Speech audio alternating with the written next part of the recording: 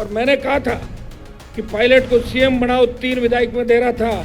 जब दूसरा एपिसोड हुआ तो सचिन पायलट जब मानेसर में जूझ रहे थे तो मेरे 3 विधायक भारतीय जनता पार्टी के बेहतर विधायकों के साथ थे और हम पायलट को सीएम बनाना चाहते थे।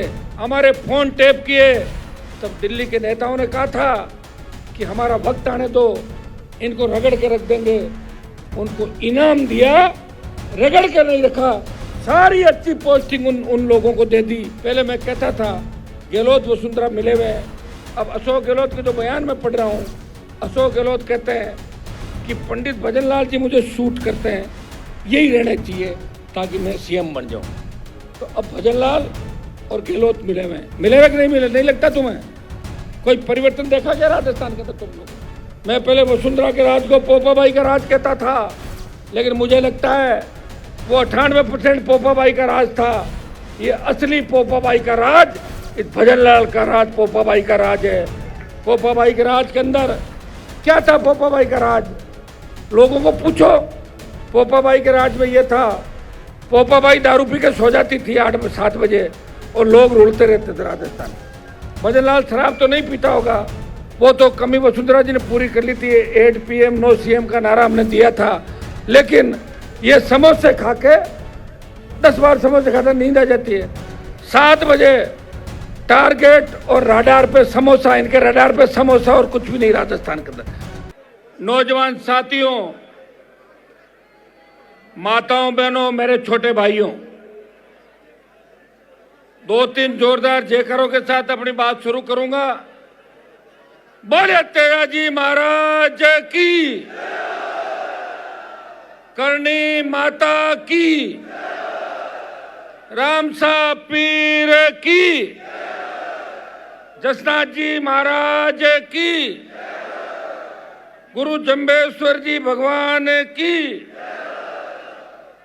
सालासर बालाजी की। एक नारा लगाऊंगा, जय जवान जय किसान, और दूसरा राष्ट्रीय लोकतांत्रिक पार्टी जिंदाबाद। जय जवान, राष्ट्रीय लोकतांत्रिक पार्टी RLP।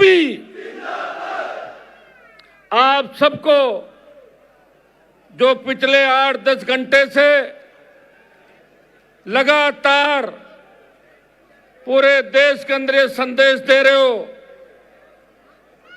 आज का हमारा जो कार्यक्रम है वो राष्ट्रीय लोकतांत्रिक पार्टी अपना 7वां स्थापना दिवस मना रही है और बीकानेर की धरती से, जहां मैं चूरू, हनुमानगढ़, गंगानगर और बीकानेर के अंदर प्रेस के माध्यम से आपको आमंत्रित करने के लिए गया था। और भाइयों, मेरे आमंत्रण मात्र से आप लाखों की तादाद के अंदर ये आके आपने संदेश दे दिया कि हनुमान जी, अब आपको गांव-गांव, गली-गली जाने की आवश्यकता नहीं, आप आह्वान करें, पूरा राजस्थान आपके साथ खड़ा है। ये आह्वान, ये ताकत आज आप लोगों ने मुझे दी है। हमारे यहाँ पे आज हमारे लिए खुशी की बात है कि राष्ट्रीय लोकतांत्रिक पार्टी के परिवार के अंदर पहले हम जिनको तैयार करते थे वो हमें छोड़ के भाग रहे थे, लेकिन आपने देखा होगा आज कांग्रेस बीजेपी को बड़े झटके लगने शुरू हो गए हैं। कांग्रेस के कद्दावर नेता मेरे भाई दिलीप जी चौधरी, जो लगातार 98 से लेकर जब मैंने शुरू की राजनीति, उस समय से जैतान सीट से संघर्ष कर रहे थे, सरकार के पूर्व मंत्री रहे और मेरा हमेशा अच्छा संबंध इनसे रहा। मैं कहता था, दिलीप जी अकेला कब तक लड़ूंगा, हर जिले में एक एक व्यक्ति तैयार करो, अपना पूरा जीवन निकल जाता है इन पार्टियों के अंदर। कौन पूछता है? अगर MLA MP बन भी जाते हो तो अपना नंबर वहां आता ही नहीं जहां से सिस्टम चलता है। आज कांग्रेस के कितने नेताओं को राहुल प्रियंका जानते होंगे और आज बीजेपी के कितने नेताओं को अमित शाह मोदी जानते होंगे? नहीं जानते ना, तो फिर समय खराब करने से फायदा नहीं। अपने लोग तकलीफ में, इनकी मदद करो और आप लोग आओ। मैं बधाई दूंगा दिलीप जी को कि आज वो हमारी पार्टी परिवार में शामिल हुए और दिलीप जी से निश्चित रूप से हमें संगठन को आगे बढ़ाने में बहुत बड़ा बेनिफिट मिलेगा। और इनकी एक आदत है, ये गुस्सा नहीं करते और हमें ऐसे आदमी भी चाहिए पार्टी के अंदर जो लोगों को बैठा के मुस्कुराते हुए बात करें। बधाई दिलीप जी आपको, बात से आप एक नई शुरुआत करने जा रहे हैं। दूसरे, हमारे एक दिक्कत है साहब कि हमारे गांव का आदमी जब अधिकारी बन जाता, विशेषकर हमारी जाति का, वो एक लगता है कि अनपढ़ जाट पढ़ा बराबर और पढ़ा जाट खुदा बराबर। पढ़ते ही अफसर बनते ही उनका तेवर यूं होने लगे, वो अपने आप के अलावा किसी को समझते नहीं। और सरकारी नोटिस आ जाता है और ट्रांसफर पोस्टिंग की बात होती है, दौड़ते नजर आते हैं, अरे साहब नोटिस आ गया, नोटिस आ गया। नहीं तो मजबूती, और नोटिस आ गया साहब तो मैं तो आपका हूं। मैं प्रभाती लाल जी को धन्यवाद दूंगा। प्रभाती लाल जी जाट जो सीनियर RS और जहां भी रहे मजबूती के साथ रहे, गरीबों की सेवा की। और मैं इनको देखता था जब मैं बीजेपी कांग्रेस के खिलाफ लड़ता था, एक जगह गया मैं, तो इन्होंने कहा कि हनुमान जी का कार्यक्रम है, मुझे नौकरी से निकाल दो, निकाले, मैं तो जाऊंगा प्रोग्राम में। तो ऐसे लोग ही RLP के अंदर आ सकते हैं। मैं प्रभाती जी को बधाई दूंगा कि आप इस पार्टी में शामिल हुए और अपने जितने भी अधिकारी राजस्थान के अंदर है, जो किसान के बेटे हैं, जो दुख तकलीफ के दौर से गुजरे हैं, लेकिन अच्छी पोस्टों में जाने के बाद माल कमा गए बहुत से लोग, तो उनके दिमाग खराब हो रखे, उनके दिमाग आप ठीक करें उन लोगों के, अपने लोगों, और आज से ही लग जाए कि उनको धरातल पे नीचे लाएं। तुम किस खेत खलियान से निकले थे, किन गांव की गलियों से तुम्हारा बचपन गुजरा था, और किस तरह जब पढ़ते थे जेब में फीस नहीं थी, और आज गुड़गांव में फार्म है, जयपुर पे सिरसी रोड पे फार्म है, कालवाड़ में फार्म है, कहां से ले आए? और तुम कह रहे हो हनुमान तो ऐसे ही खराब हो रहा है। तुम कौन से आबाद हो रहे हो भाई? कहीं न कहीं जाके हाजिरी दे रही है। हनुमान ने तो पार्टी बनाई, दोनों पार्टियों का दिमाग ठीक किया। पिछली बार भारतीय जनता पार्टी मेरे दरवाजे पे खड़ी थी, बीजेपी को लात मारी, इस बार कांग्रेस दरवाजे पे खड़ी थी, फिर सांसद बना और फिर किसान के सम्मान की लड़ाई लड़ी। जब देश के किसानों को आवश्यकता पड़ी, जब उत्तर भारत के अंदर, जब हरियाणा पंजाब का किसान मेरे पास आया और बोला कि हरियाणा यूपी पंजाब के किसानों ने और किसान नेताओं ने राजस्थान के लोगों का साथ दिया, हनुमान जी हमारे नेताओं के जंग लग गई, आप मोदी की सत्ता को छोड़ो और किसान बिल वापस हो जाएंगे।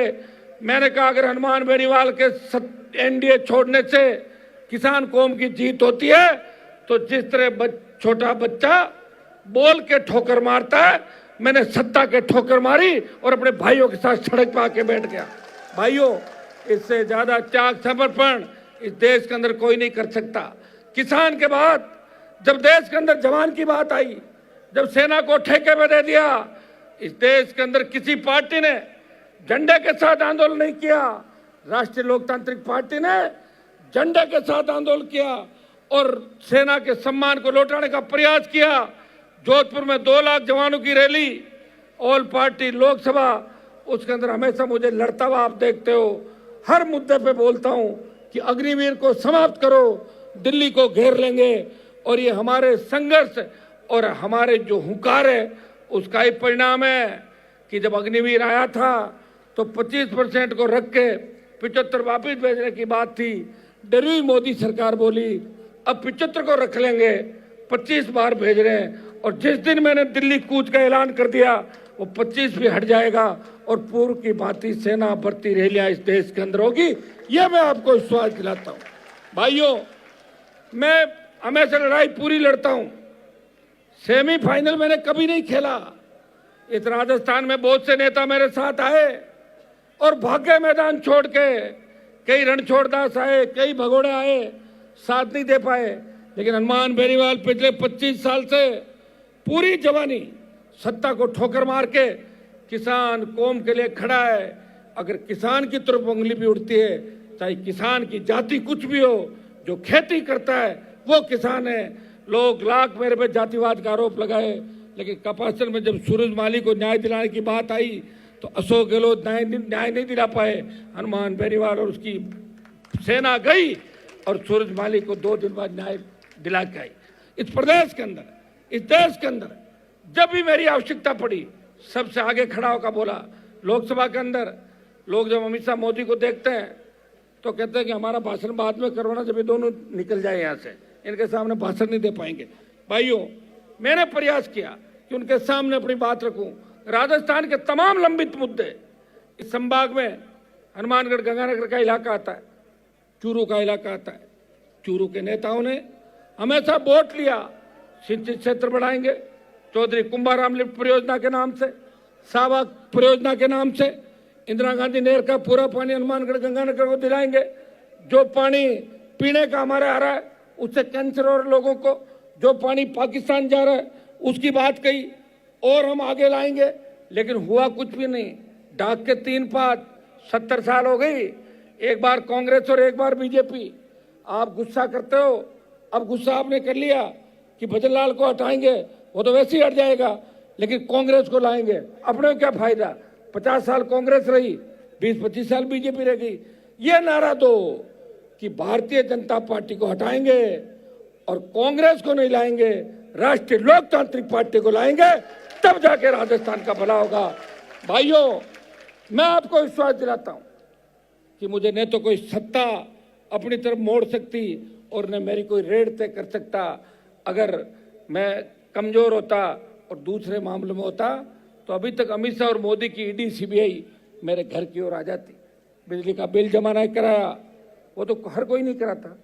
सेटलमेंट की स्कीम सरकार कर, सुनिए भाई, सेटलमेंट की स्कीम सरकार की स्कीम होती। अधिकारियों के, दुनिया भर के सरकारी दफ्तरों के बिल बाकी होते हैं, लेकिन मेरे से तो पैसे भी ले लिए, मेरा कनेक्शन काट दिया जब मैं घर पे नहीं था, चोरी छुपे कनेक्शन काटा। मैं हाईकोर्ट गया, हाईकोर्ट ने अच्छा फैसला नहीं दिया, मुझे फैसला पसंद नहीं आया। मैंने कहा 1 रुपया नहीं दूंगा, बिना रुपये बिजली जुड़ाऊंगा। सुनिए मेरे, डबल बेंच गया और डबल बेंच में फैसला ये कराया कि हनुमान बेनीवाल के 2 लाख रुपए जमा माने जाए और 4 लाख बैंक गारंटी के रूप में रखे। अभी देने नहीं है, सेटलमेंट में मीटर चेक होगा, उसके बाद तय होगा कि बिल सही है या गलत। देखिए लड़ाई लड़ी, हाँ ये सही है कि जेनरेटर और हाईकोर्ट के अंदर वकीलों की फीस और जेनरेटर का हिसाब करूं तो जितना बिल था उतना पैसा लग गया मेरा, तो लगी है। और क्या, जेनरेटर चला 3 महीने, जेनरेटर कितना तेल खाता है, 24 घंटे में जोड़ लो, 3 लीटर प्रति घंटा जोड़ो, हो गया ना। लेकिन मेरी आदत है कि लड़ता फाइनल लड़ाई हूं। वसुंधरा के खिलाफ लड़ा था, तब लोगों ने कहा था कि हनुमान जी वसुंधरा आपको कुचल देगी, जेल में डाल देगी।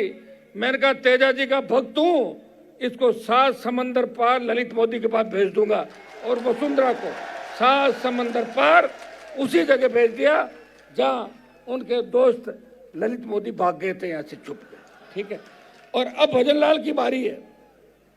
भजनलाल तो पनौती है राजस्थान के लिए। जब से ये आया है अग्नि देवता बहुत नाराज हो गए राजस्थान में। हर जगह आग, विस्फोट और लोग नई बात 9 दिन। ये तो मीडिया का धन्यवाद दूंगा कि आप लोग समय समय पर दिखा रहे हैं। कल जो घटना हुई बस वाली, वो आप लोगों ने दिखाई, वहां सारा नेशनल मीडिया पहुंच गया था। अगर मीडिया नहीं दिखाए तो सोशल मीडिया पर तो अपने बच्चे तैयार हैं, लेकिन मीडिया की बहुत बड़ी ताकत देश के अंदर है। क्योंकि इस देश के अंदर जहां भी तीसरी ताकतें खड़ी हुई, मुझे याद है दिल्ली में आप पार्टी का 9,000 का आंदोलन, मीडिया ने ही उस आंदोलन को हवा दी और केजरीवाल दिल्ली के सीएम बने। दूसरे जहां जहां स्टेट आप देख लें, यूपी बिहार से लेके, अगर दलित की बेटी मायावती बनी, शेड्यूल कास्ट के साथ मुस्लिम आया, मीडिया ने साथ दिया। मुलायम सिंह यादव बने, मीडिया ने साथ दिया।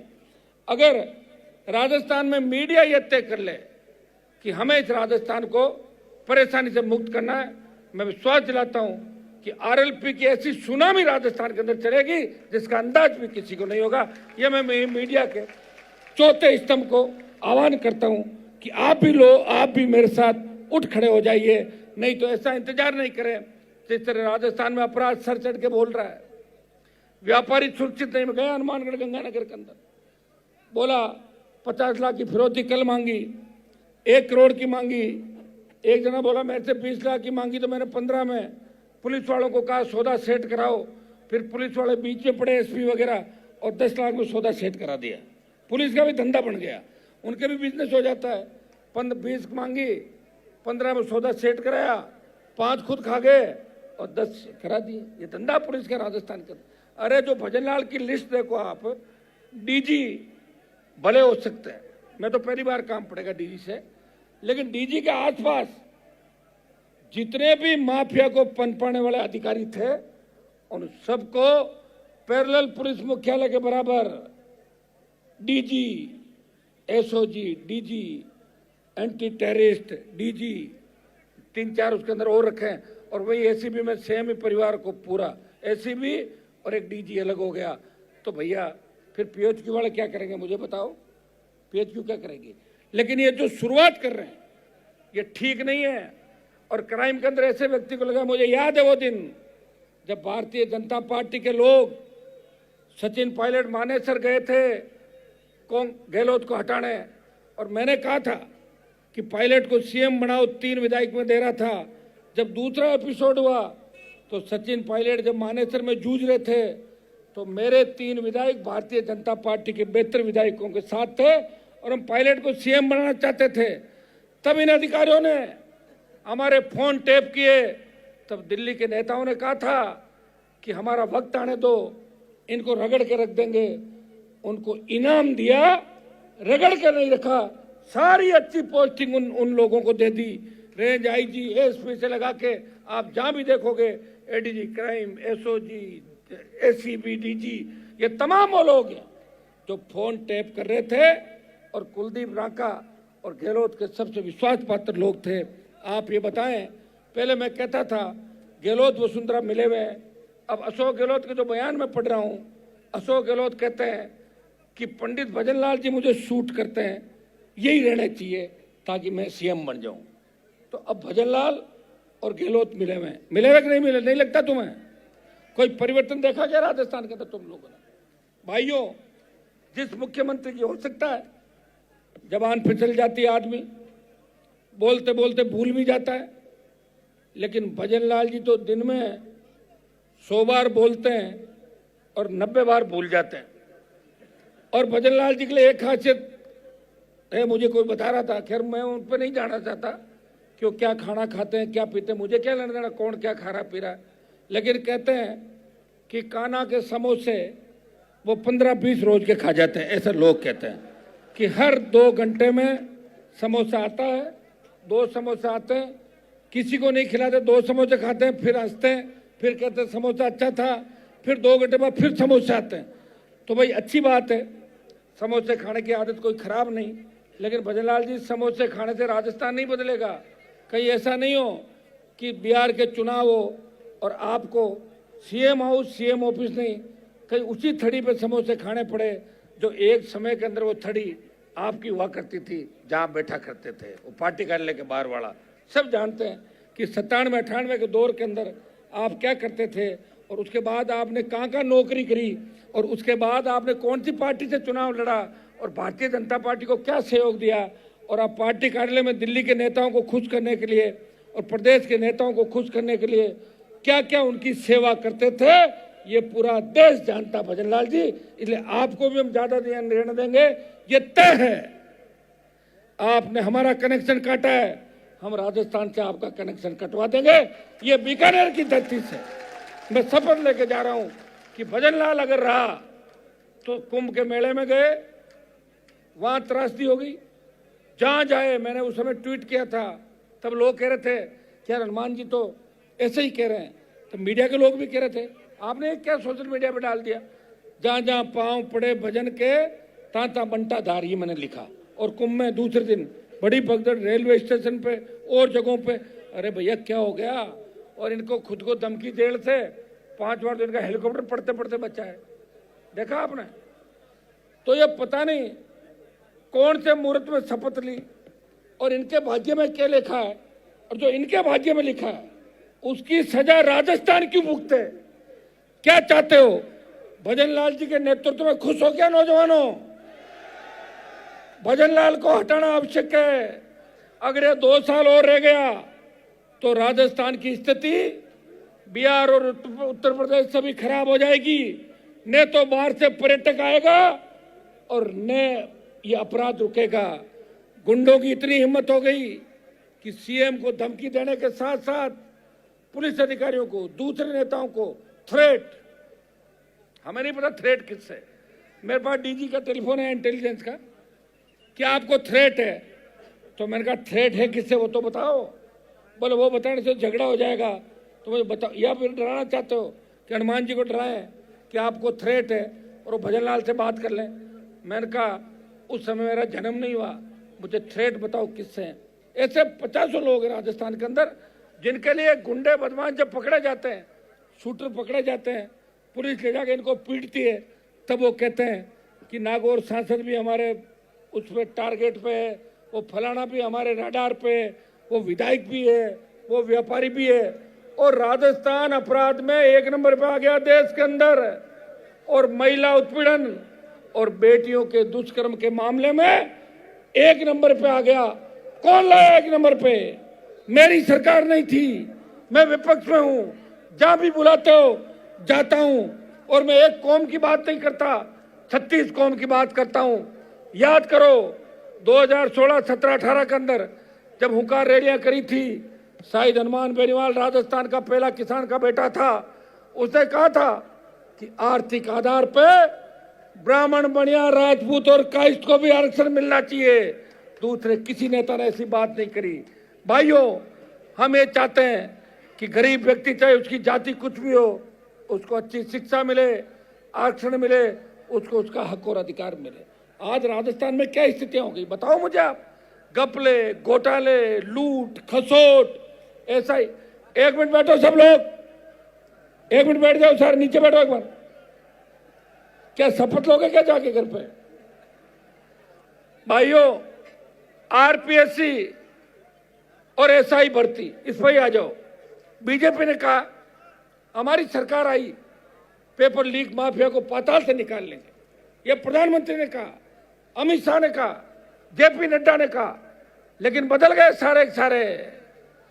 और 127 दिन जो सड़क पर बैठ कर लड़ रहा था, जिसने जयपुर में 2 लाख जवानों की रैली करके संदेश दिया, आ रहा हूं दिल्ली की तरफ, और 127 दिन बाद राजस्थान उच्च न्यायालय का फैसला हमारे पक्ष में आया और फर्जी थानेदारों की भर्ती रद्द हो गई और आरपीएससी पुनर्गठन के आदेश हो गए।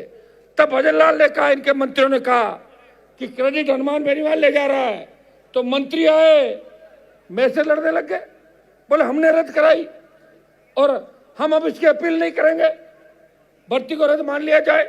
भजन लाल ने भर्ती रद्द कराई, हमने एसआईटी बनाई, एसओजी को दी। और जब सुप्रीम कोर्ट के अंदर बच्चे डीबी ने यह कहा कि भर्ती रद्द नहीं होनी चाहिए, तो बच्चे सुप्रीम कोर्ट गए और सुप्रीम कोर्ट के अंदर भजन लाल सरकार जाके बोली साहब भर्ती रद्द होनी चाहिए। आप बताइए कितना बड़ा दोगलापन, कथनी और करनी के अंदर इतना अंतर। ये राजस्थान राम भरोसे, मैं पहले वसुंधरा के राज को पोपाबाई का राज कहता था, लेकिन मुझे लगता है वो 98% पोपाबाई का राज था। ये असली पोपाबाई का राज इस भजन लाल का राज, पोपाबाई का राज है। पोपाबाई के राज के अंदर क्या था? पोपाबाई का राज लोगों को पूछो। पोपाबाई के राज में ये था, पोपाबाई दारू पी के सो जाती थी 8-7 बजे और लोग रुलते रहते थे राजस्थान। भजन लाल शराब तो नहीं पीता होगा, वो तो कमी वसुंधरा जी ने पूरी कर ली थी। 8 PM नो CM का नारा हमने दिया था, लेकिन ये समोसे खा के 10 बार समोसे खाता नींद आ जाती है। 7 बजे टारगेट और रडार पे समोसा, इनके रडार पे समोसा और कुछ भी नहीं राजस्थान के अंदर। तो भाइयों, ऐसे व्यक्ति से राजस्थान की सुरक्षा की अपेक्षा नहीं की जा सकती। आपको उठ खड़ा होना होगा। बीकानेर के अंदर पार्टी का स्थापना दिवस है और हम कोई जन आंदोलन नहीं कर रहे हैं, लेकिन अगली रैली मेवाड़ की धरती पे होगी। उस रैली में लाखों लोग इस मेवाड़ को मजबूती देने के लिए, वहां माफिया, खनिज माफिया, रेत माफिया और वो जो बाहर की कंपनियां आई है, लोगों को रोजगार नहीं दे रही है, और वहां के नेता उनके मुनीम बन गए। मेवाड़ की धरती से ऐसा जलजला उठेगा कि कांग्रेस और भारतीय जनता पार्टी के नेताओं के पसीने आ जाएंगे, उनके छक्के छुड़ा देंगे राजस्थान के नौजवान। भाइयों, जिधर नौजवान चलता है उधर जमाना चलता है। राजस्थान के नौजवानों ने ठान लिया कि हनुमान बेनीवाल के साथ चलना है, जिसने 25 साल अपने जिंदगी के हमारे लिए खत्म किए। जो चाहता तो बार बार मंत्री बनता, जो चाहता तो सुख सुविधाएं भोग सकता था। लेकिन वो ये चाहता है कि दलित की बेटियां एमएलए बने, एमपी बने, चेयरमैन बने, प्रधान बने, और गुड्डी मेघवाल जैसी बेटी जो नरेगा में मजदूरी करती थी। हमारे 5 जीते थे चामू में, 5 बीजेपी के थे, 5 कांग्रेस के, 15 थे पूरे। बीजेपी के लोगों को मेरी जरूरत थी। मैंने कहा बावड़ी और चामू में मुझे आदमी दो, मैं तुम्हें बिलाड़ा और दूसरी जगह आदमी देता हूं। समझौता हो गया, गुड्डी प्रधान बन गई नरेगा में। मैं तो गुड्डी को बहुत आगे ले जाना चाहता हूं, लेकिन वो चामू का शेरगढ़ का इलाका आप जानते हो कैसा इलाका है, वहां तो अब जाके थोड़ी आज़ादी लोगों को मिली है। पहले तो ढंग के जूते भी नहीं पहनने देते थे, पैरों के अंदर पकड़ लेते थे, कहाँ से लाया जूता बता, ये स्थिति थी। ठीक किया मैंने राजस्थान के अंदर हर वर्ग, हर जाति के लिए काम किया और व्यवस्था को ठीक करने का प्रयास किया। पहले हेड कांस्टेबल ज्ञापन लेने नहीं आते थे, कमिश्नर डीजी जब चाहे बुलाए, जब चाहे आईजी बुलाए, और कभी भी बड़े से बड़े कार्यक्रम के अंदर लॉ एंड ऑर्डर बिगाड़ने का प्रयास नहीं किया। ये मैं नहीं चाहता कि थोती लोकप्रियता के लिए मैं कूद जाऊं। मुझे एक बीजेपी का आंदोलन याद है जहाँ राजेंद्र राठौड़, सतीश पूनिया ये लोग थे और ये कह रहे थे कैमरा वालों को कि हमारी फोटो खींचो, फोटो खींचो। हम बैरिकेड पे, अरे देखो तो देखो, हमें पकड़ लिया, मैं जाली में हूँ, बोले साहब दिख नहीं रहे हो, अरे नजदीक से देखो, मैं ही तू, मेरी जल्दी खींचो, अखबार में देनी फोटो, नहीं तो लोग कहेंगे कि राठौड़ साहब और पूनिया जी जेल में नहीं गए। तो हम फोटो छपनी चाहिए, क्योंकि लोगों की आदत है, 5 साल बाद आप भूल जाते हो बात को। नई बात 9 दिन, ये जो जैसलमेर बस दुकान टिका हुई, भूल गए आप लोग। उससे पहले जो बुंगरा की हुई, अब हो गई, इसको भूलोगे, देखोगे यार वो गई पुरानी। और लड़ते भी किसके लिए हो, मुआवजा दो, मुआवजा दो। लड़ाई लड़ते हो, 3 दिन में थक जाते हो, साहब थक गए, बॉडी ले जा रहे हैं, अब फिर भी लड़ रहे हैं आपके लिए, समझ गए आप। अभी कुचामन के अंदर तो रमेश रुलाने का मामला हुआ, मंत्री थाने पे बैठ गए, जाके हॉस्पिटल में बैठ गए। हनुमान जी कहानी से पहले सेटलमेंट करो। भजनलाल कह रहा है कि हनुमान वहां नहीं आना चाहिए, कि राजस्थान भजनलाल का क्या पूरा, ये सड़कें उसकी थोड़ी है। भजनलाल जब नहीं था तभी मैं ऐसे ही घूम रहा था, और गहलोत के बेटे को हरा के उसको भी ठीक किया, वसुंधरा को भी ठीक किया, और भजनलाल को भी मैं ही ठीक करूंगा राजस्थान के अंदर। ये अच्छी तरह आपको संदेश देना चाहता हूं। कमर कस लो, तैयार हो जाओ, आवश्यकता पड़ी राजधानी में घुस जाएंगे, सचिवालय में घुस जाएंगे, लेकिन इस तरह किसान जवान को बर्बाद होते हुए नहीं देख सकते। तैयार हो, दिल्ली भी चलना पड़ सकता है। अग्निवीर का 25% हिसाब किताब बाकी है। अमित शाह, मोदी डर तो गए, लेकिन अभी पूरा अग्निवीर समाप्त नहीं किया। तो भाइयों, ये तैयारी भी आप कर लो। आज 7 संकल्प हमारे हैं 7 साल के, कि आगामी 3 साल में हम इन 7 संकल्पों के साथ राष्ट्रीय लोकतांत्रिक पार्टी परिवार को आगे बढ़ाने के साथ राजस्थान के आम आवाम 36 कौम की सेवा करना चाहते हैं। वो 7 संकल्प मैं आपको पढ़ के सुनाऊंगा। भाइयों, आरएलपी का जब गठन हुआ तब जय जवान जय किसान के नारे के साथ गठन हुआ था। मैंने कहा था जब भी आवश्यकता पड़ेगी सत्ता छोड़ के सड़क पर आ जाऊंगा। जब देश की पहलवान बेटे तकलीफ में थी, मुझे दिल्ली में चुनाव नहीं लड़ना था, हरियाणा में चुनाव नहीं लड़ना था, लेकिन जब बेटियों ने कहा कि हमारे कोई भाई नहीं है क्या, कोई नहीं आ रहा है, मैंने कहा आपका भाई राजस्थान की धरती से आएगा और उस बाहुबली का इलाज करेगा। गया और बाहुबली को लोकसभा में आने का मौका नहीं मिला। हो सकता है उनका बेटा आ गया होगा, उनको फ्री कर दिया। अब रील बनाओ दूसरी गाड़ियों के सामने जाके। भाइयों, जो भी काम हाथ में लिया, प्रयास यही किया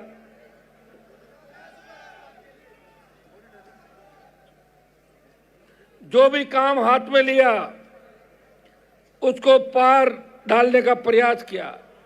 जब केरली के अंदर दीपाराम जी बैठे, केरली वाले सरपंच साहब, जब केरली में हमारी 3 बच्चियां होद में गिर गई थी, मैं 3-4 दिन तक बीकानेर के अंदर आंदोलन कर रहा था। सरकार के साथ वार्ता हुई। अगर उस दिन सरकार चेत जाती और राजस्थान के सारे स्कूलों के भवन चेक करती तो झालावाड़ के अंदर इस तरह 7 बच्चे मौत के मुंह में नहीं जाते, जिनमें 6 ट्राइबल के थे, एक ओबीसी का बच्चा था। शर्म आनी चाहिए सरकार को। पूर्व मुख्यमंत्री वसुंधरा वहां से आती है और वो कोटा का इलाका जहां से हमारा अध्यक्ष भी है लोकसभा के, और सबसे ज्यादा कोटा अंचल ने बीजेपी को सपोर्ट किया। भारतीय जनता पार्टी की अगर ताकत है वो कोटा डिवीजन और मेवाड़ है, बाकी तो लोग डेपुटेशन में जाते हैं, एक बार इधर आते हैं और एक बार उधर आते हैं। लेकिन झालावाड़ के उन बच्चों को न्याय नहीं मिला। लोकसभा में भी उस बात को उठाया तो कांग्रेस के 8 सांसदों ने बात नहीं उठाई। हनुमान बेनीवाल ने डूंगरपुर बांसवाड़ा के सांसद और नगीना के सांसद को साथ लेके बेल में घुसा, नारेबाजी की, लोकसभा को स्थगित कराया और मोदी को संदेश दिया उन बच्चों के परिवारों को न्याय मिलना चाहिए। भाइयों, अगर आप अपने अधिकारों के लिए नहीं लड़ोगे, कौन लड़ेगा बताओ मुझे। हर गांव में चले जाओ, आपकी एलटी लाइन, 11 केवी की लाइन, सारे तार नीचे, कभी भी हादसा हो सकता है। बारातें निकलती है, हमें घोड़ी पर बैठा कर आप जुलूस निकाल तो डर लगता है कि जल्दी चलोगे तार छू लेगा, पड़ जाएगा। जिस तरह के भवन, जिस तरह के कार्यालय, जिस तरह के हालात यहाँ आपके प्रदेश के अंदर, बताओ खाद की कितनी बड़ी किल्लत रही। मैं कृषि मंत्री जी को पूछना चाहता हूँ, बड़े छापे मारे आपने बीकानेर, हनुमानगढ़, गंगानगर के अंदर, कितने लोगों को जेल में डाल दिया। बताओ, आपके चक्कर में लोग ये समझ नहीं पाए नकली खाद कौन सा, असली खाद कौन सा। किसानों ने खाद ही नहीं डाला।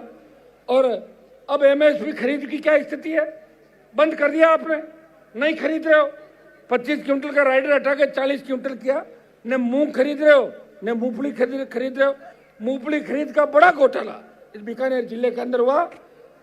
खेत का मालिक कोई, टोकन कहीं का, और पैसा कहीं जा रहा मूंगफली खरीद के अंदर। करोड़ों अरबों रुपए का घोटाला हुआ। फसल बीमा जो हम करवाते हैं, प्रीमियम ले लेती है कंपनियां और वापस क्लेम नहीं देती। क्लेम के लिए किसान को सड़कों पर बैठना पड़ता है। और जिस तरह हमारे नेता बड़ी कंपनियों के मुनीम बन गए, हमारी जमीनें जा रही है, कहीं एक्सप्रेसवे निकल रहा है, कहीं रेलवे लाइन निकल रही है, कहीं सोलर प्लांट आ रहे हैं, खेजड़ियां काटी जा रही है, पर्यावरण का सत्यानाश हो रहा है। एमएलए एमपी 2 दिन बोलते हैं और तीसरे दिन उन कंपनी वालों के साथ मिलके और कोई गाड़ी खरीद लेते हैं या गाड़ी गिफ्ट ले लेते हैं। ये हालात राजस्थान के हैं। भाइयों, अभी समय, उठ खड़े हो जाओ। दिल्ली के अंदर जब यूपी बिहार के सांसद मुझसे पूछते हैं, हनुमान जी हमारे यहाँ तो फर्जी डिग्री बंद हो गई, आपको वहाँ डिग्रियाँ मिल रही है, हमारा एक बच्चा पास नहीं हो रहा है, उसको डिग्री दिला दो या नौकरी दिला दो। कितना बड़ा अपमान राजस्थान का हो रहा है। कौन इस राजस्थान के अपमान का बदला लेगा? कौन इस राजस्थान के माथे पे जो महिला उत्पीड़न अपराध का कलंक लगा है, कौन इसका बदला लेगा? मुझे लग रहा है लोगों का खून पानी हो गया, नेताओं का खून पानी हो गया, सिवाय एमएलए, मंत्री और सेठों की गुलामी और कंपनियों में कारोबार। आपकी जमीनें चली जाएगी। पंजाब में डीएलसी और राजस्थान के अंदर डीएलसी का कितना अंतर है। भारतमाला बना दिया आपने, हाई बॉर्डर की रोडें निकाल दी, हमें कोई फायदा नहीं हुआ। हमारी जमीनें चली गई, बर्बाद हो गए, लोगों को लाख रुपए बीघा के भी नहीं मिले।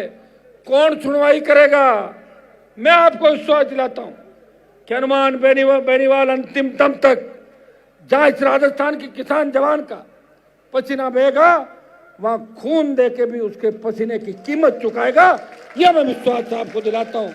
भाइयों, मैं धन्यवाद दूंगा मेरे दोनों पूर्व विधायक, खींवसर के पूर्व विधायक छोटे भाई नारायण, मेड़ता की पूर्व विधायक इंदिरा बावरी, जो तीनों विधानसभा के अंदर भोपालगढ़ वाले चले गए थे, तीनों विधानसभा में लड़ते थे, अभी पूरी ताकत के साथ लड़े हुए। हमारे प्रधान बावड़ी के भाई राजू राम, गुड्डी देवी और श्रवण, जो नागौर के हमारे प्रधान है, श्रवण मेघवाल, इनका भाषण रह गया था, अगली रैली में करवा देंगे। रैलियां ही करनी है अपने को 3 साल। और उप प्रधान संपत बिलाड़ा से राम सिंह बागड़िया, खींवसर से खड़ा हो भाई राम सिंह की तो फाइटिंग करते हुए फोटो आई होगी, देखा आपने? हाँ, ये अच्छा फाइटर है राम सिंह।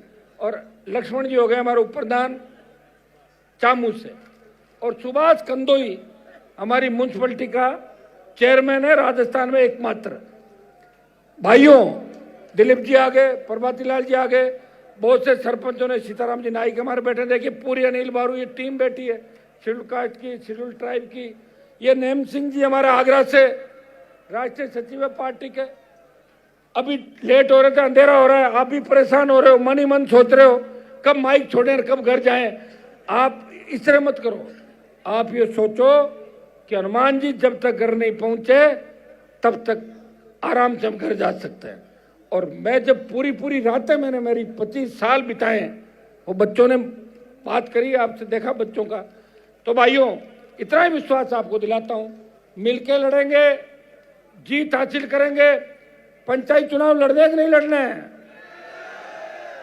हनुमानगढ़ से कितने लोग आए? हनुमानगढ़ जिले से आवाज करो देखे एक बार,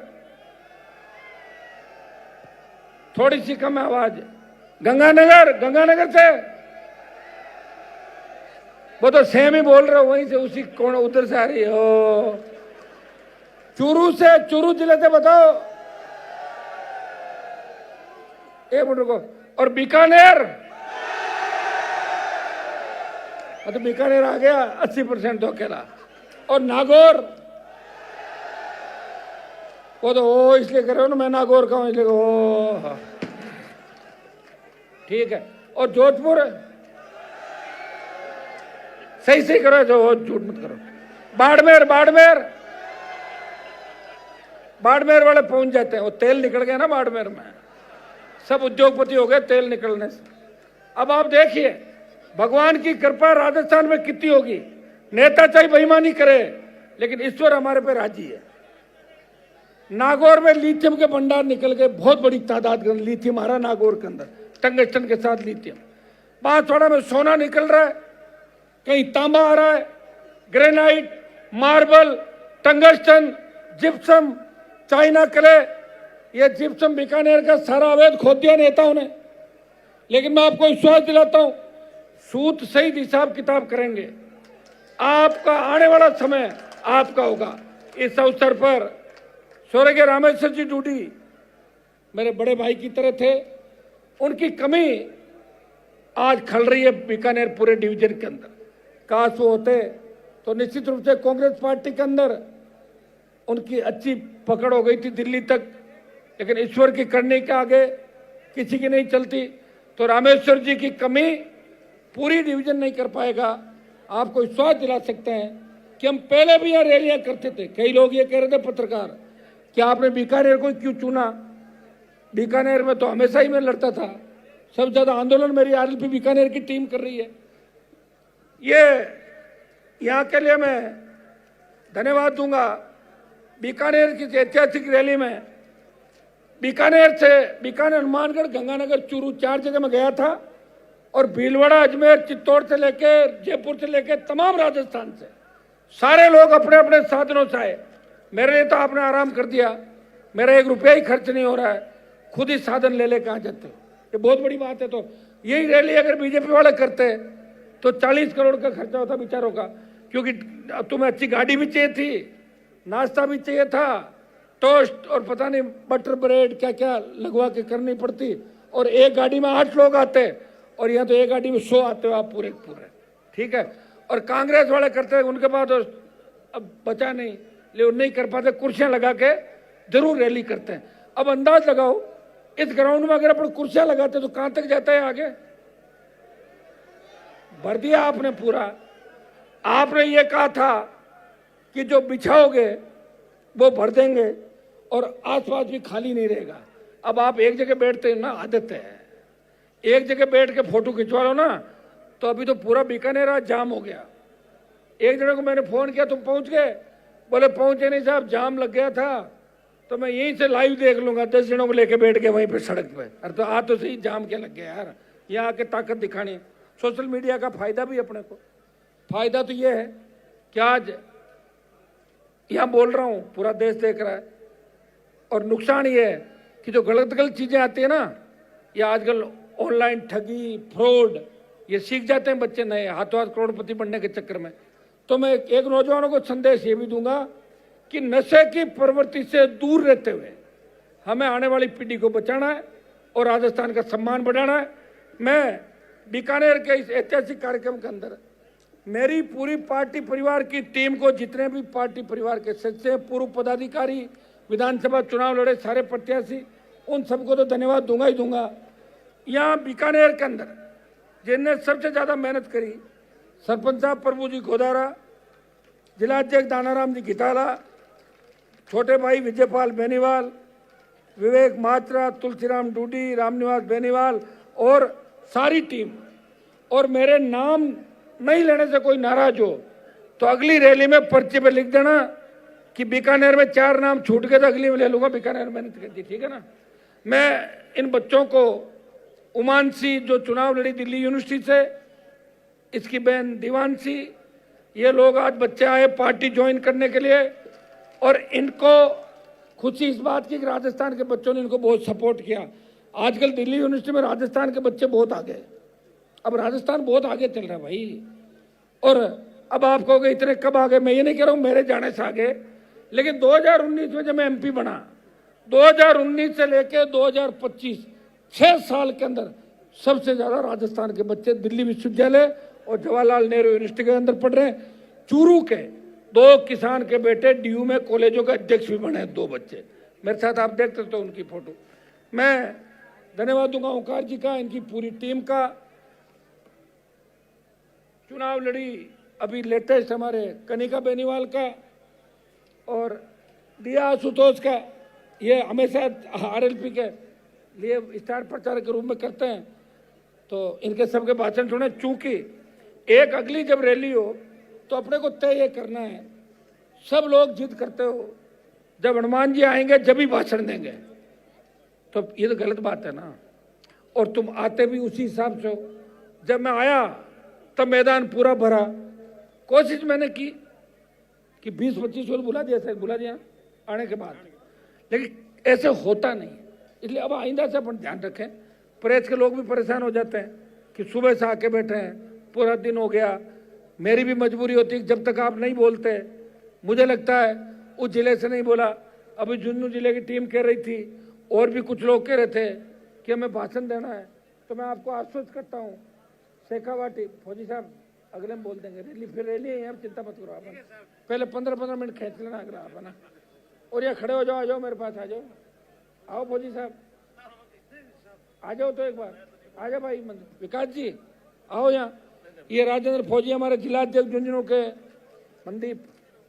मनदीप ने नया ज्वाइन किया है, विकास गिल है, डॉक्टर रामेश्वर जी जाखड़, इनके रीडी वाले, इनके भाषण अगली रैली में आपके करेंगे, आप चिंता नहीं करें। आजकल लेट हो रहे हैं, अंधेरा हो रहा है और मीडिया वाले नाराज हो रहे हैं, इसलिए आपको धन्यवाद कि आपने इतना कोऑपरेट किया। और कई लोगों को बुलाने की मेरी इच्छा थी, समय की कमी की वजह से, और मैं आगामी टाइम में यह भी करूंगा, एक बार राजस्थान में नया प्रयोग करूंगा कि एक रात की रैली करें। सुने मेरी बात, एक सुनो, क्योंकि रात के क्रिकेट मैच होते कि नहीं होते हैं, तो जाते हैं लोग रात को देखने। तो अब मॉडर्न राजस्थान, नया राजस्थान, लेकिन रात की रैली में एक शर्त होगी कि तेज वाहन नहीं चलाओगे और रात को 8 बजे बाद वाला कार्यक्रम नहीं करोगे, समझ गए? हाँ, क्या करोगे? नहीं करना, नहीं करते हो, मुझे पता नहीं करते। अब मैं 7 संकल्प है मेरे, जो मैं पढ़ के आपको सुनाता हूं कि 7 साल के अंदर आरएलपी परिवार ने क्या खोया, क्या पाया। खोया तो हमने ये कि 3 विधायक, 1 सांसद में से 3 से 23 में 1 रहे। जब किसानों के लिए सत्ता छोड़ी फिर भी समझ नहीं आई, 1 लाख वोट बढ़ा, 5 प्रधान, 1 म्यूनसिपलिटी का चेयरमैन, 3 से 0 पे आ गए। ये तो हमने खोया, लेकिन पाया ये कि देश में सबसे ज्यादा नौजवानों का प्यार मुझे मिला, ये पाया देश के अंदर। हमारा पहला संकल्प है, रुके भाई, अन्नदाता किसानों की उन्नति और आत्मनिर्भर कृषि तथा कर्ज माफी का संकल्प। किसान की मेहनत का उचित मूल्य और सुरक्षा सुनिश्चित करना, फसल बीमा, एमएसपी, सिंचाई, बिजली, खाद खरीद व्यवस्था, पारदर्शिता, किसान को सरकारी दया नहीं अधिकार मिले और किसान का संपूर्ण कर्जा माफ हो। ये पहला संकल्प हमारा 3 साल इसी के लिए लड़ेंगे सड़क पे। दूसरा संकल्प युवाओं को अवसर और रोजगार का संकल्प। राजस्थान के हर जिले में स्किल डेवलपमेंट, स्टार्टअप सेंटर, स्थानीय उद्योगों को बढ़ावा देना। जहां जहां फैक्ट्रियां आ रही है, कंपनियां आ रही है, 90% रोजगार स्थानीय लोगों को दो। ये कानून बने। सरकारी नौकरियों में पारदर्शिता, पेपर लीक से मुक्ति और युवा की योग्यता का सम्मान सुनिश्चित करना। हर परिवार के सदस्य को रोजगार, ये हमारा दूसरा संकल्प है। तीसरा संकल्प शिक्षा और स्वास्थ्य सुधार का संकल्प। सरकारी स्कूलों और कॉलेजों को आधुनिक तकनीक से सशक्त बनाना। हर नागरिक के लिए सस्ती व सुलभ स्वास्थ्य सुविधाएं सुनिश्चित करना। पढ़ा लिखा और स्वस्थ राजस्थान, यही लक्ष्य रहेगा। सरकारी स्कूल में पढ़ने वाले बच्चों के स्वास्थ्य की जांच। आज 40% बच्चों की आंखें खराब हो रही है, कईयों की ज्यादा खराब हो रही है, कईयों की कम है। तो अगर खराब है उनको ठीक कराया जाए। चश्मों की आवश्यकता है तो अच्छे स्टैंडर्ड के चश्मे बच्चों में वितरित किए जाए। जब वो देख ही नहीं पाएगा तो आगे कैसे बढ़ेगा। ये हमारा तीसरा संकल्प है।